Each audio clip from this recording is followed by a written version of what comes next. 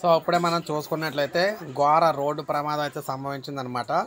తెలంగాణలో మంచిర్యాల జిల్లా జన్నారం మండలంలోని 9 గుడిసెపల్లి వద్ద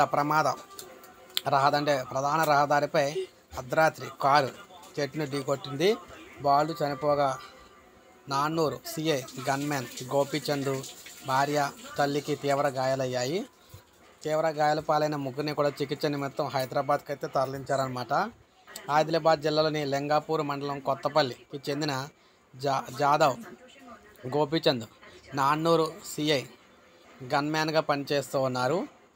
భార్య గీత, తల్లి జీజాబాయి, కుమారుడు బైసన్ రాజుతో కలిసి మంచిర్యాల జిల్లాలోని మందమర్రిలో ఓ పుట్టినరోజు ఫంక్షన్కి అయితే వెళ్ళారన్నమాట. రాత్రి తన కారులో తిరిగి వస్తూ ఉండగా 9 గుడిసెలపల్లి వద్ద కారు అయితే చెట్టును ఢీకొట్టింది. కారులో ఉన్న కుమారుడు అయితే అక్కడికక్కడే చనిపోవడం జరిగింది. గోపీచంద్కు భార్యకు గీతకు తల్లి జీజియాబాయికి తీవ్ర గాయాలైతాయని సో ఈ విధంగా అంబులెన్స్లో అయితే తీసుకెళ్ళడం జరిగింది.